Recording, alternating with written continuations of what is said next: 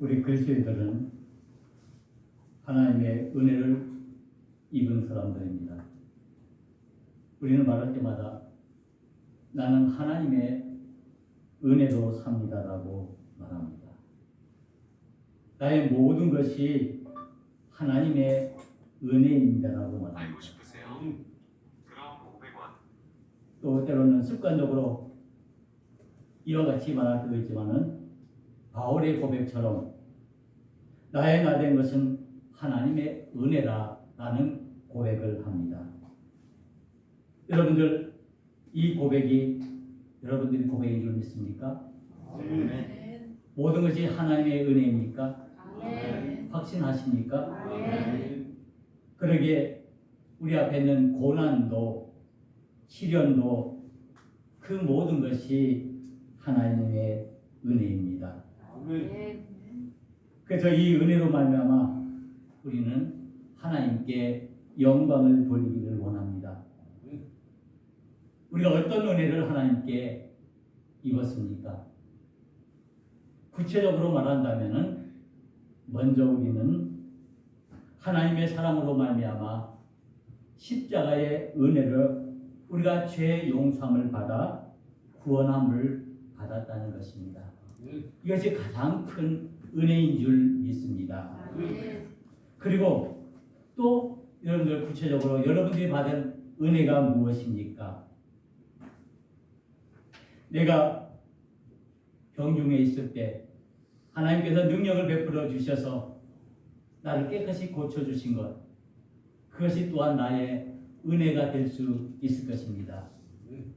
또 내가 사업을 하면서 많은 어려움과 실패 가운데 있을 때 하나님께서 나에게 능력을 주셔서 그 모든 것들을 다 이기게 하셔서 지금까지 그 사업이 번창하고 잘 된 것을 우리는 하나님의 은혜라고 합니다. 이와 같은 은혜를 우리가 입은 줄 믿습니다. 분명히 저와 여러분들은 하나님의 은혜를 입은 사람들입니다. 분명히 맞죠? 분명히 고백하시죠? 그런데 우리가 하나님으로부터 은혜를 입은 사람이라면은 다른 큰 문제가 하나 있습니다. 우리가 하나님으로부터 은혜를 받는 것 너무나 기쁘고 감사한 일인데, 너무나 좋은 일인데 뭐가 문제일까요? 뭐가 문제일까요? 여러분들 하나님의 큰 은혜를 정말 갚을 수 없는, 날마다 여러분들이 입을 열 때마다 하나님의 은혜이라고 고백하는 그 은혜가 무엇이 문제일까요? 문제가 있습니다. 매우 중요한 사실입니다. 그것은 뭐냐면은, 그렇다면 내가 하나님으로부터 은혜를 받았다면 나는 어떻게 살아야 하는가? 과연 은혜 받은 삶이 과연 어떤 것인가라는 것입니다. 내가 하나님으로부터 은혜를 받았는데 내 멋대로 살 수는 없는 것이겠죠. 내 생각대로, 내 뜻대로, 내가 하고 싶은 대로, 내 의지대로 그렇게 산다면 그것은 결코 하나님의 은혜를 입은 사람의 삶이 아닐 것입니다. 만약 내가 하나님으로부터 정말 큰 은혜를 받았다면 과연 나의 은혜 받은 그 삶의 모습은 과연 어떤 것이라는 것입니다. 내 마음을, 내 인생을 내 마음대로, 내 뜻대로만은 살 수가 없죠. 우리는 많은 경험을 통해서 이것을 우리는 잘 알고 깨닫고 있습니다. 우리의 삶의 현실이 그리 녹록하지 않기 때문입니다. 그래서 우리는 늘 하나님으로부터 정말 큰 은혜를, 구원의 은혜를 입었고, 용서함의 은혜를 입었고, 사랑함의 은혜를 입고, 또 많은 건강의 은혜, 또 자녀의 은혜, 또 여러 가지 우리 살아가면서 많은 은혜를 우리가 받았음에도 불구하고 우리가 그 은혜 입은 삶을 제대로 살아가고 있는가? 우리 자신들 돌아보면은 그렇게 자신 있게 그래 나는 은혜 같은 사람으로서 정말 잘 살고 있으라고 대답하기가 쉽지 않다는 것입니다. 그러면 문제는 뭐냐? 내가 분명히 하나님으로부터 놀라운 은혜를 입은 사람이라면 과연 나는 이제 어떻게 살아야 하는가 하는 것입니다. 누가복음 15장에 보면은 잃어버린 것에 대한 찾음에 대한 이야기가 여러 가지로 소개되어 있습니다. 처음에는 잃은 양의 비유, 그리고 잃어버린 동전의 이야기, 그리고 이어서 잃어버린 아들을 찾는 이야기가 이 누가복음 15장에 기록되어 있습니다. 그래서 이 누가복음 15장에 있는 이 이름에 대한 것을 찾는 그 이야기를 통해서 우리 믿음의 본질을 말하고 있습니다. 즉 우리가 상실을 경험한 그 상실 속에서 우리가 무엇을 회복해야 할 것인가, 우리가 다시 되찾아야 할 것이 무엇인가, 우리가 잃어버린 것은 무엇이고 우리가 다시 되찾아야 할 것은 무엇인가를 깨닫게 하는 그런 말씀입니다. 우리는 이 은혜로 말미암아 우리는 하나님의 사랑을 우리가 다시 한번 확인할 수가 있습니다. 특별히 누가복음 15장 11절에서 32절에 있는 말씀은 두 아들의 이야기입니다. 우리는 흔히 이 이야기를 탕자의 이야기, 탕자의 비유라고 말합니다. 너무나 우리는 잘 알고 있는 이야기죠. 아버지 재산을 차지한 이 두 아들 중 둘째 아들이 먼 나라에 가서 그래서 다 탕진하고 결국에는 거지가 되어서 이제 죽게 된 그런 상황에서 그가 결심하기는 이제 내가 아버지 집에 돌아가서 거기서 종노릇이라도 하면서 거기서 내가 먹고 살아야지 라고 생각하고 그 아들이 이제 아버지께로 돌아가는 이야기입니다. 그리고 그 돌아온 아들을 내내 기다리던 그 아버지가 그 아들의 모든 잘못을 다 용서하고 다 품어주고 그를 위해서 손을 잡고 잔치를 베푸는 그 이야기의 내용이 바로 이 누가복음 15장에 있는 두 아들의 이야기입니다. 이 이야기를 통해서 하나님의 사랑이 무엇인지, 하나님의 사랑의 본질이 무엇인지 회복에 대한 이야기를 하고 있습니다. 아버지는 그 집 나간 그 둘째 아들을 기다렸습니다. 그 아버지에게는 그가 잃어버린 그 재산의 문제가 아니었습니다. 그 집 나간 아들이 과연 어떤 모습으로 살아가고 있는지, 그가 어떻게 이제 살아야 할지를 걱정하면서 그 아들을 기다렸습니다. 그 둘째 아들은 결국에는 자신의 모든 것을 다 내려놓고 아버지께 돌아가기로 결심했습니다. 내 아버지 집에는 얼마나 풍족한가, 정도도 마음껏 먹고 마음껏 즐기면서 사는데 나는 이제 아버지께로 돌아가기라 마음을 먹었습니다. 그 아들이 아버지께 돌아왔을 때 그 아버지는 그 아들을 탓하고 꾸짖기보다는 그 아들을 품에 품어주시고 그의 모든 잘못을 다 용서해 주셨습니다.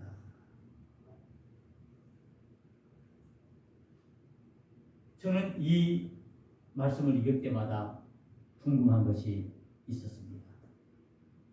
과연 이제 그 집에 돌아온 둘째 아들이 아버지로부터 용서함을 받고 아버지로부터 그 모든 잘못을 다 사함을 받고 이제 다시 집에 돌아왔는데 아버지는 그를 종으로 맞이한 것이 아니라 다시 아들로 그를 맞이해서 이제 그곳에 살고 있는데 과연 그러면 이 아들은 어떤 모습으로 살아갔을까? 성경에는 기록되어 있지 않죠. 이 둘째 아들이 아버지께 돌아와서 용서함을 받은 그 후의 삶이 어떤 삶이라는 것입니다. 이것을 다시 말한다면 제가 말씀을 시작하면서 말씀드리겠죠. 아버지의 은혜를 받은, 아버지의 용서함을 받은, 아버지의 사랑함을 받은 이 둘째 아들의 삶은 과연 어떤 삶이었을까? 여러분들 어떤 삶을 살았을 것 같습니까? 여러분들 상상이 되어지십니까? 아버지께로 용서함을 받은 이 아들이 과연 어떤 삶을 살아갔을까? 아마 마음을 잘 잡고 그의 잘못을 뉘우치고 회개하면서 아버지 말씀에 잘 순종하면서 살아갔겠죠? 아니면은 또 그의 마음에 옛날 생각이 나서 또다시 뛰쳐나고 싶은 마음이 있었을까요? 하여튼간 어떻든 간에 오늘 본문은 그 둘째 아들이 아버지 품으로 돌아와서 용서받고 다시 회복되는 그 장면까지 얘기를 하고 있습니다. 그 후의 이야기는 하지 않고 있는데 이 이야기를 이어서 이제 새로운 이야기가 시작되어집니다. 이 아들은 감히 아버지를 아버지라 부르기도 힘들었을 것입니다. 왜? 자신이 저지른 죄가 있기 때문에, 잘못을 잘 알고 있기 때문에 아마 아버지의 얼굴도 제대로 쳐다보지 못했을 것입니다. 아마 어쩌면 아버지가 가까우면 멀리 피하고 도망갔을지도 모르는 그런 상황이었을 것입니다. 그런데 이 아들이 돌아오는 날 아버지는 그 둘째 아들을 위해서 동네 사람들을 불러 모아놓고 손을 잡고 잔치를 베풀었습니다. 이제 첫째 아들이 아버지 농장에서 열심히 일을 하다가 이제 돌아오게 되는 그런 장면까지 기록되어 있습니다. 그렇다면 오늘 우리는 이 말씀 속에서 과연 은혜 받은 사람은 과연 어떻게 살아가야 하는가? 아버지 재산을 다 탕진하고 아버지를 멀리 떠나서 마음대로 자기 욕심대로 자기 이기적인 욕망을 채우기 위해서 살던 그가 아버지께로 다시 돌아와 아버지의 용서함과 아버지의 사랑함을 받은, 다시 말하면 아버지의 은혜를 다시 입은 이 둘째 아들이 과연 어떤 모습으로 살아갔을까? 그렇다면 오늘 저와 여러분들이 하나님의 은혜로 구원함을 받고 우리의 삶 속에서 늘 우리에게 베푸시는 그 은혜 가운데 살아가는 우리들은 과연 어떤 모습으로 살아가야 하는가?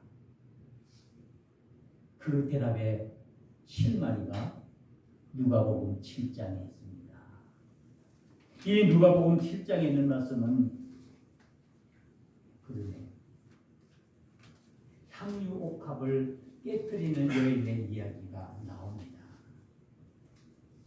이 여인은 예수님으로부터 용서함을 받은, 죄의 용서함을 받은 대표적인 사람입니다.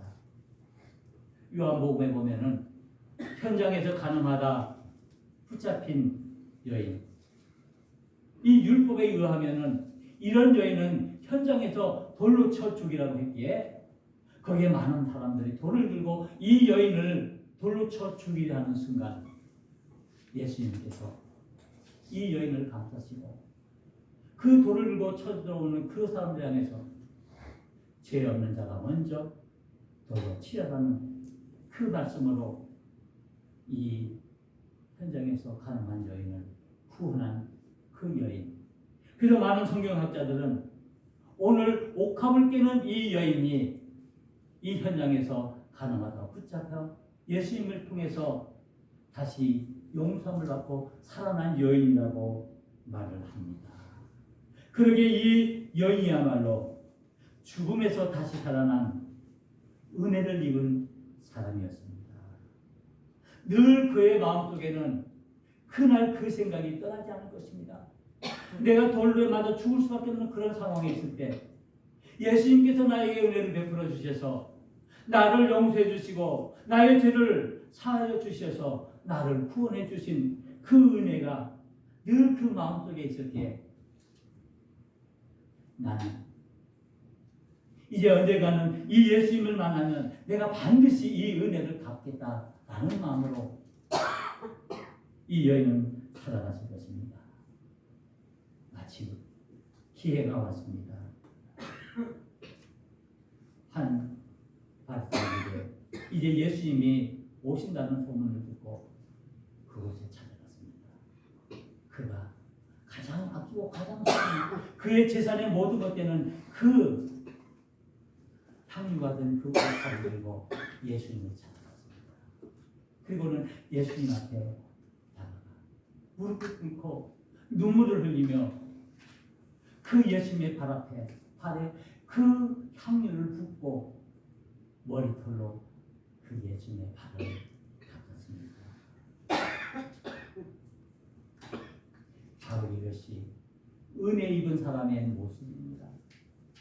내가 죽을 수밖에 없는 그런 상황 속에 있을 때 예수님께서 나를 구원해 주시고 나에게 은혜를 베풀어 주시고 나에게 용서를 베풀어 주셨기에 이 여인의 삶은 분명히 그 용서함을 받은 그 이후의 삶은 늘 하나님의 은혜에 감사하면서 정말 죄를서 벗어난 오직 하나님을 위한 삶만 살았을 것입니다.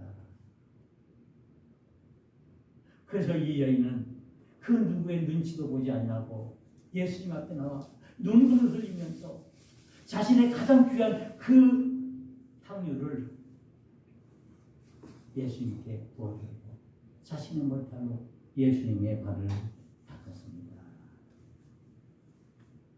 그때 예수님께서 이 현장에서 바리새인들이 그 여인에 대해서 비난할 때 예수님께서 비유로 말씀하셨습니다.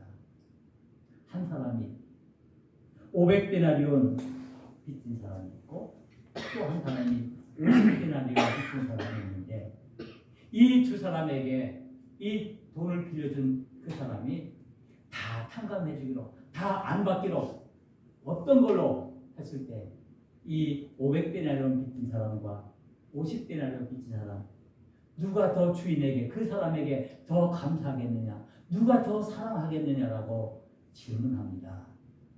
이 말을 오늘 우리의 말로 바꿔봅시다. 어떤 사람이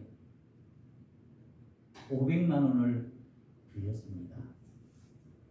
또 한 사람이 그 사람에게 50만 원을 빌렸습니다.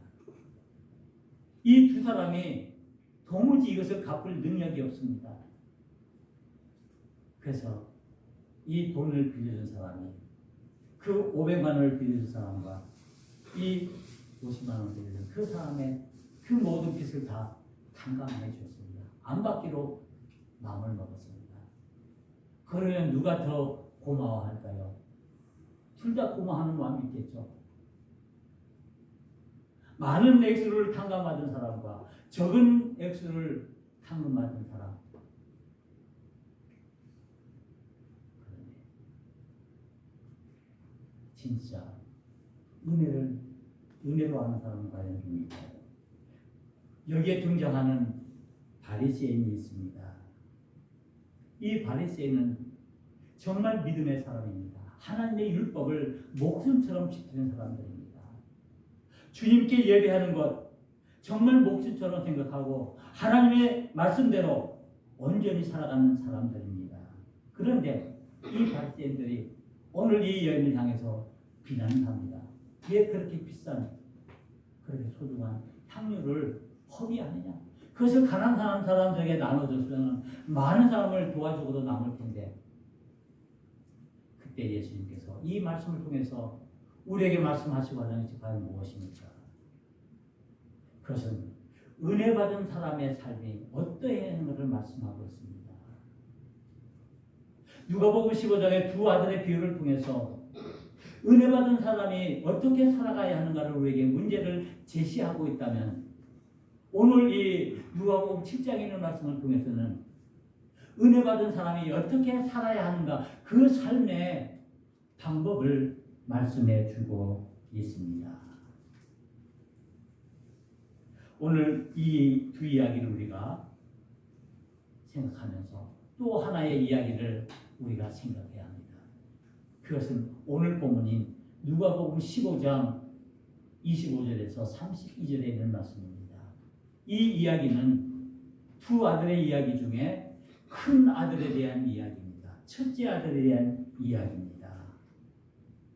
이 첫째 아들은 너무나 황당한 일을 당했습니다. 갑자기 농장에서 돌아오는데 집에서 풍악 소리가 들리고 잔치를 베푸는 소리가 들립니다. 그래서 종에게 묻습니다. 이게 무슨 일이 일어났느냐? 무슨 좋은 일이 있느냐? 라고 묻습니다. 그 종이 큰아들에게 말합니다. 다름이 아니라 아버지 재산을 가지고 도망갔다. 그리고 그를 다 탕진한 그 당신의 동생이 돌아왔습니다. 그래서 아버지가 그게 너무 기뻐서 손을 잡고 동네 사람들을 불러다가 잔치를 베풀고 있습니다. 그때 이 아들의 마음이 어땠을까요? 그래, 내가 사랑하는 동생이 돌아왔으니까 얼마나 기쁜가? 가서 축하해주자. 아니었습니다. 그의 마음에 분노가 일어났습니다. 그의 마음에 화가 일어났습니다. 그래서 그가 아버지께 가서 항변을 합니다. 29절에 말씀입니다. 아버지께 대답하여 이르되 내가 여러 해 아버지를 섬겨 명을 어기며거늘 내게는 염소 새끼라도 주어 나와 내 것으로 즐기게 하신 일이 없더니 아버지의 살림을 장녀들과 함께 삼켜버린 이 아들이 돌아오매 이를 위하여 살찐 송아지를 잡으셨나이다. 아버지, 내가 아버지를 위해서 죽도록 잠도 제대로 자지 않으면서 아버지를 내가 돌봤는데 나를 위해서는 염소 새끼 한 마리도 잡아서 친구들과 같이 지내고 있지 않았는데 우리 재산을 탕진한 그 아들이 돌아오는데 손을 잡고 잔치를 베푼다니 이게 무슨 말입니까? 이 첫째 아들은 아버지를 원망했습니다. 그리고 동생에 대한 분노가 일어났습니다. 도무지 이해가 되어지지 않습니다. 우리는 이 첫째 아들을 탓할 수 있을까요? 이 첫째 아들이 잘못했다고 우리가 그를 나무랄 수 있을까요? 아니죠. 이 첫째 아들은 아버지의 명령에 따라서 아버지를 모시고 아버지 말씀이라면은 무조건 순종하고 아버지를 잘 섬겨왔습니다. 그리고 아버지 재산을 튼튼히 지켜왔습니다. 이 첫째 아들은 정말 의롭게 바르게 올바르게 살아왔습니다. 이 첫째 아들은 아버지에게 있어서 너무나 소중한 아들이겠죠. 우리는 이 누가복음 15장에서 이 둘째 아들을 탕자라고 말합니다. 아버지를 배신한, 아버지 재산을 낭비한 정말 못된 아들. 그래서 이 둘째 아들을 우리는 탕자라고 말합니다. 그런데 오늘 이 내용을 우리가 깊이 살펴보고 이 말씀을 우리가 더 깊이 생각해 본다면 이 둘째 아들의 탕자 아닌 또 하나의 탕자가 있다는 것을 우리가 발견하게 됩니다. 제1의 탕자가 이 둘째 아들이라는 제2의 탕자가 있다는 말씀입니다. 직접적으로 말한다면 이 큰아들이, 이 첫째 아들이 제2의 탕자의 모습을 가지고 있습니다. 큰아들의 삶은 순종의 삶이었습니다. 정말 아버지에게 있어서 자랑스럽고 훌륭한 삶을 살아왔습니다. 많은 사람들에게 칭찬받을 만한 그런 삶을 살아왔습니다. 이 첫째 아들은 아버지에게 기쁨이 되었을 것입니다. 아버지 마음을 잘 헤아리는 정말 효자였을 것입니다. 아버지의 마음을 늘 기쁘게 하려고 애쓰는 아들이었을 것입니다. 늘 아버지와 함께 성실하게 살아왔습니다. 그런데 왜 이런 아들이 탕자의 이름을 쓰게 됩니까? 왜 동생이 돌아왔을 때 그의 마음속에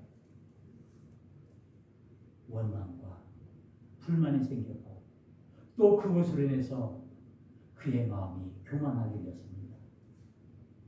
나는 정말 의롭게 살았는데 내 동생은 정말 자신의 재산을 다 낭비하고 거지처럼 창녀들과 더불어 살았는데 정말 불의의 삶을 살았는데 나는 아버지 말씀에 순종하고 얼마나 깨끗하게 얼마나 말씀대로 순종하면서 거룩하게 내가 살아왔는데 그의 마음속에 영적인 교만이 생기기 시작했습니다.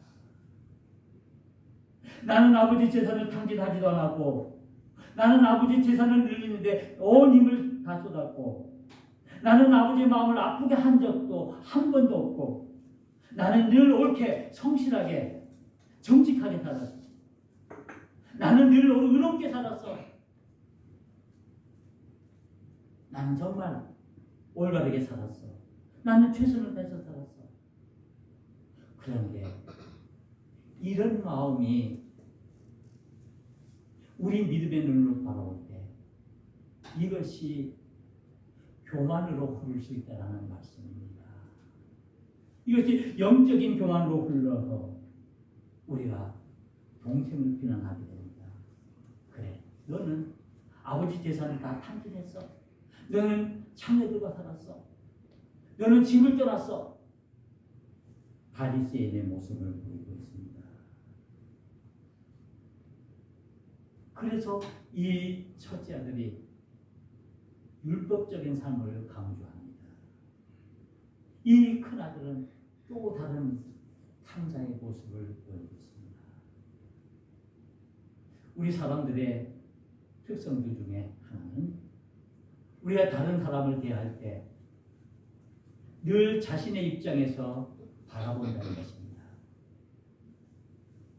특별히 믿음을 가진 믿음의 사람들에 있어서 더욱더 그렇습니다. 늘 다른 사람을 바라볼 때 내 자신의 입장에서 내가 가지고 있는 그 믿음으로 다른 사람을 바라보려고 하는 경향이 있습니다. 그 뜻은 뭐냐면은 내 자신의 삶은 내 자신의 믿음은 옳아. 나는 말씀대로 살았어. 하나님의 말씀에 순종했어. 정말 교회를 위해서 내가 헌신을 다했어. 내가 주님을 위해서는 내가 모든 걸 다 하려고 내가 노력했어.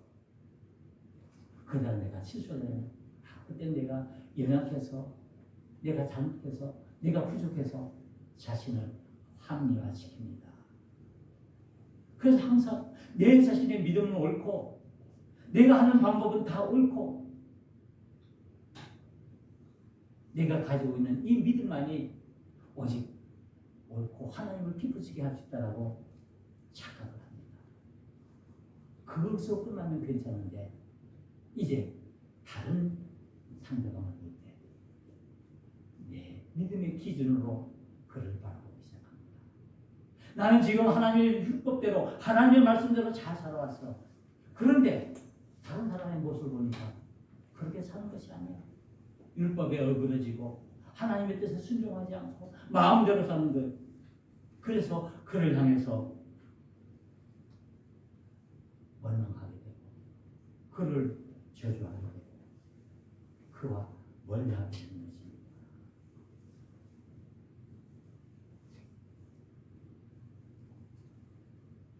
무엇을 하고 있습니까?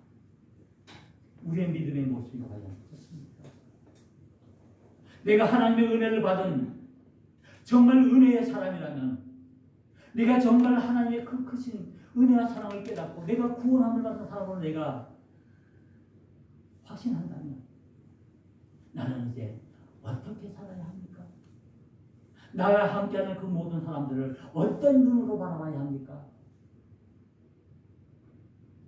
나는 옳고 나는 다 맞는데 너의 모습은 다 틀렸어 라고 바라본다면 과연 그것이 은혜 받은 사람의 삶일까요? 내가 은혜를 받았다면 다른 사람의 은혜도 인정하고 그 은혜를 은혜로 바라봐야 합니다. 그래야 우리가 진정한 은혜를 입은 사람의 삶을 살 수가 있습니다. 나는 누구인가요? 집 나간 둘째 아들의 모습일까요? 아니면 집안에서 아버지를 잘 도우며 아버지께 순종했던, 그리고 마음속에 영적인 교만을 가졌던 제2의 탕자일까요? 혹시 내가 믿음의 생활을 하면서 비바리새인들의 의를 내세우면서 오직 율법적인 삶을 살면서 다른 사람들의 그 연약함과 그 죄를 용납하지 못하는 삶을 살고 있지는 않았는지요? 남을 정죄하고 남을 지적하고 남을 비난하고 다른 사람을 품고 이해하기보다는 내 자신의 이기적인 생각만 하는 그런 모습은 아닌지요? 나는 하나님의 용서하심을 입은 자임을 알고 있으면서도 우리는 예수님의 그 십자가의 그 보혈의 그 은혜를 경험함에 있음에도 불구하고 내가 사는 것이 정말 하나님의 은혜로, 십자가의 은혜로 사는 것임을 알고 있음에도 우리는 이 은혜대로 다른 사람을 바라보지 못한다면 과연 어떤 모습일까요? 이제 우리는 어떤 모습으로 살아야 합니까? 우리는 분명히 하나님의 은혜를 입은 사람들입니다. 저와 여러분들은 정말 그 놀라운 하나님의 은혜를 입은 사람들입니다. 하나님의 용서하심을 체험한 사람들입니다. 하나님의 사랑을 몸소 우리가 경험한 사람들입니다. 진짜 은혜를 받은 사람이라면, 진짜 은혜를 입은 사람이라면 이제 우리가 대강 대충 살 수는 없습니다. 왜? 은혜가 은혜가 되기 위해서는 우리는 진정으로 하나님의 그 뜻에 우리가 순종하는 삶을 살아야 합니다. 이제 우리는 율법적인 삶이 아니라 복음의 삶을 살아야 합니다. 복음은 하나님의 사랑이고 하나님의 용서함이고 하나님의 품으심입니다. 우리는 그 마음을 가지고 우리의 믿음들을 온전히 지켜나가야 합니다. 그래야만이 우리가 진정으로 하나님의 은혜를 은혜되게 할 수 있습니다. 용서받은 자만이 용서할 수 있습니다. 사랑을 받아본 자만이 사랑할 수 있습니다. 은혜를 받은 자만이 은혜를 함께 나눌 수가 있습니다. 우리는 이제 한 믿음의 식구들, 함께 하나님의 은혜를 누리고 하나님의 은혜를 나누는 사람들입니다. 우리는 이제 하나님이 주신 그 은혜를 받은 자의 기쁨을 누려야 합니다. 하나님의 은혜를 은혜되게 하여야 합니다. 그래서 요한복음 1장 16절에 이렇게 말씀합니다. 우리가 다 그의 충만한 데서 받으니 은혜 위에 은혜를 기도하시라.